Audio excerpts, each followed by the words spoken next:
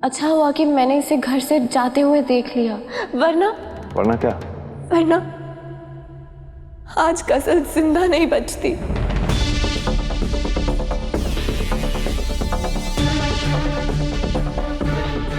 ये क्या बोल रही हो तुम?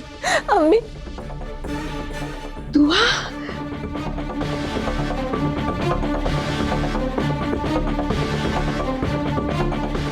अल्लाह का शुक्र है अम्मी, मैं और रवि भाई वहां सही वक्त पर पहुंच गए।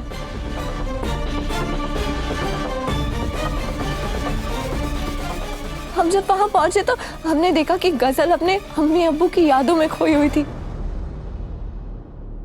और अचानक एक दीवार उस पे गिरने वाली थी और तभी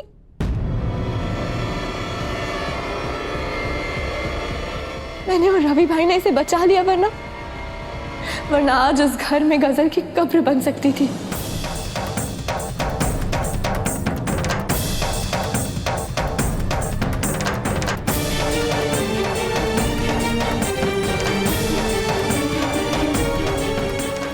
ये तो गजब हो जाता। अल्लाह का शुक्र है कि दुआ सही समय पर पहुंच गई। बहुत अच्छा काम किया दुआ ने।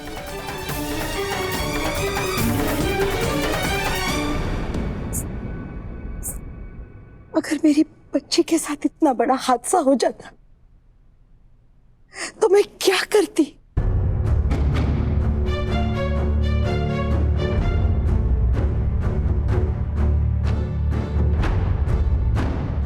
उम्मीद है आप सबको समझ आ गया होगा कि गजल कहाँ गई थी और हमें आने में देरी क्यों हुई।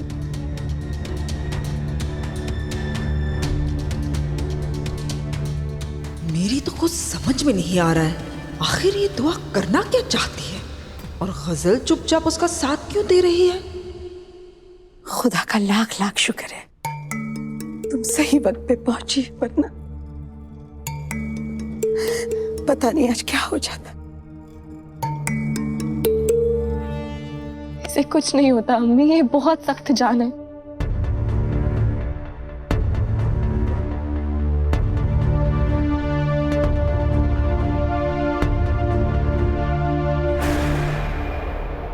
मेरा मतलब, मेरे होते हुए इस घर के किसी इंसान को या गजल को कुछ कैसे हो सकता है?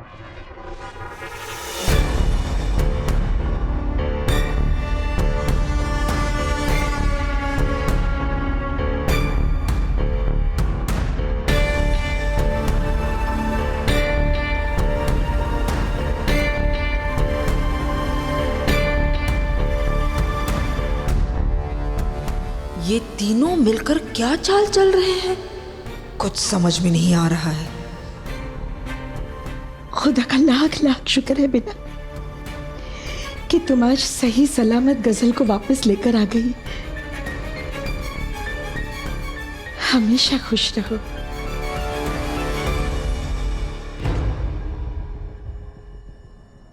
अल्लाह मेरी बच्चियों की हिफाजत करे।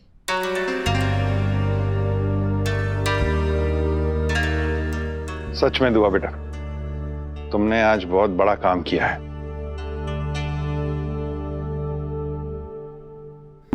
दुआ ने तो पूरी कहानी बदल दी है। ये चक्कर क्या है और ये गजल को क्या हो गया है?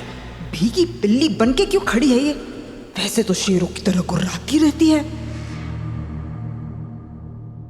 इतना सब कुछ हो गया और तुमने मुझे एक फोन भी नहीं किया, जरूरी नहीं समझा।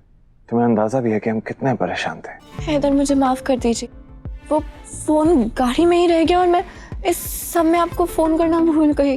जी हैदर भाई, हम बहुत ज़्यादा डर गए थे और मुझे भी ध्यान नहीं रहा कि मैं आपको कॉल कर देता। मुझे कुछ नहीं सुनना है और तुम भी बता सकती थी ना कुछ कहा था, फोन कर सकती थी। है तो अब बस भी करो, हालत तो देखो बेचारी की, कहाँ फोन वोन का ख्याल रहा होगा इसे।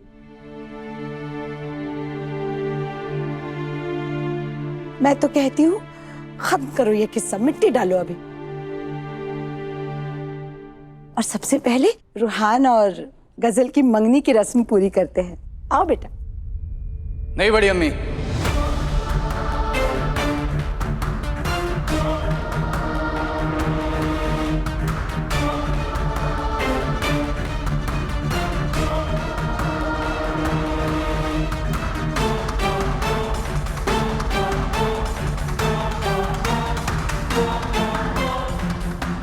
मुझे मंगनी से पहले गजल से कुछ सवाल करने हैं,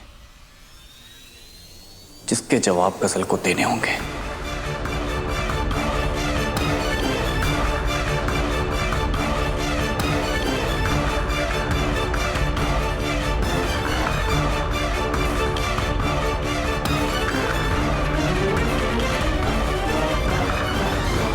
तो गजल बताओ कि तुम। रुहान, यहाँ सारे मेहमान हैं, हम कमरे में चल के बात करते हैं।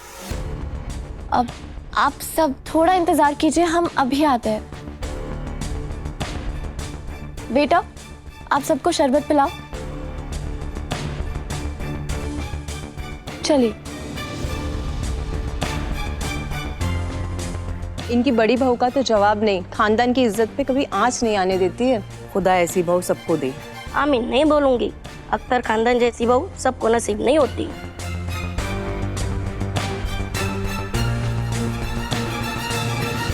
बात को समझने की कोशिश करो बेटा। देखो, मंगनी एक मुकद्दस रस्म है, इसमें इस तरह बार बार रुकावटें आना अच्छी बात नहीं है बेटा।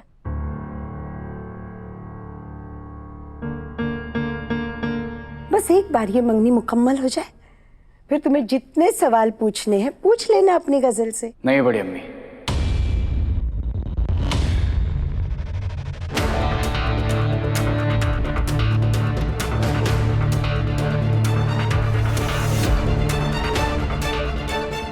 ये सवाल बाद में नहीं किया जा सकता। मेरी और गजल की मंगनी तभी होगी जब मुझे मेरे सवालों का जवाब मिलेगा। कैसा जवाब बेटा?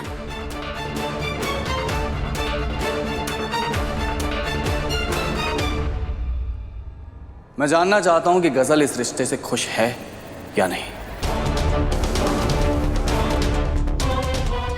मुझे शक है कि गजल घर वालों के दबाव में ये निकाह कर रही है।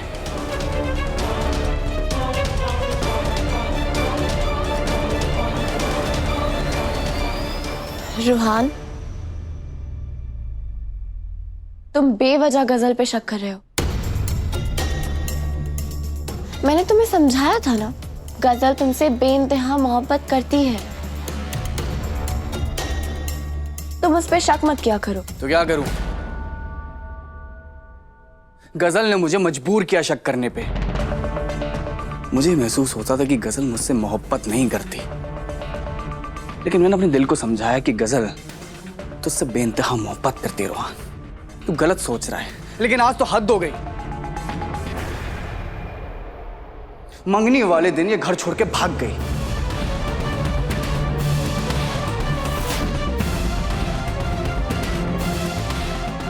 इससे क्या साबित होता है कि ये इस रिश्ते से खुश नहीं है।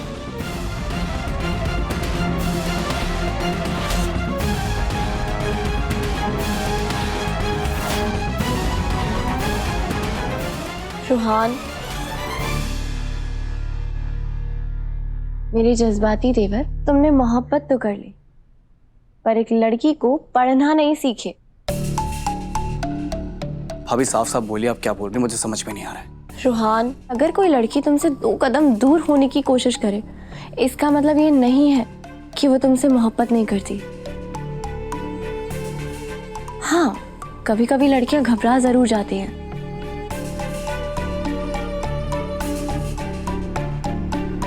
तुम्हें मेरी बात पे यकीन नहीं है ना, तो अम्मी से पूछ लो।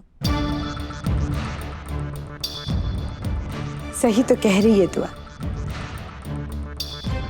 हर लड़की जिम्मेदारी लेने के लिए तैयार नहीं होती।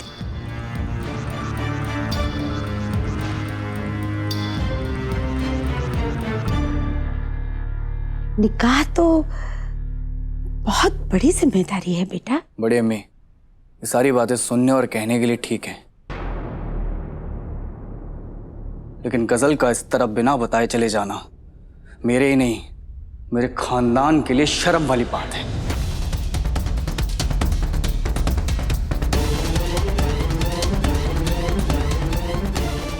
आज हम पूरी बिरादरी के सामने शर्मिंदा हो गए।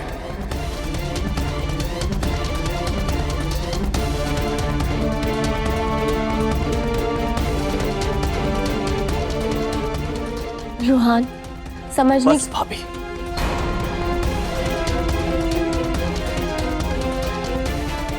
आप कुछ मत बोलिए। जो जवाब देना है गजल देगी। गजल, बताओ तुम इस रिश्ते से खुश हो या नहीं? जवाब दो।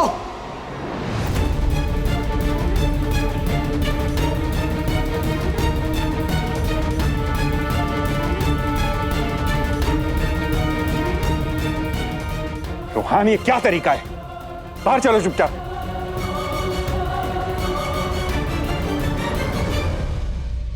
सब मेहमान इंतजार कर रहे हैं। मंगनी की रस्म का वक्त निकला जा रहा है। चलो बाहर। एक सेकंड अब्बू, रोहन ने कुछ गलत नहीं कहा।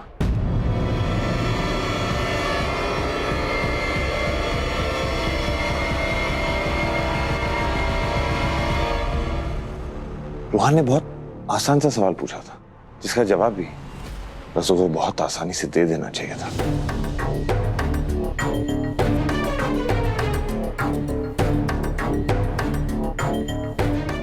लेकिन गजल की ये खामोशी रूहान के सवाल को और जायज कर देती है। अगर इसे इस खानदान का हिस्सा बनना है तो इस सवाल का जवाब इसे देना पड़ेगा।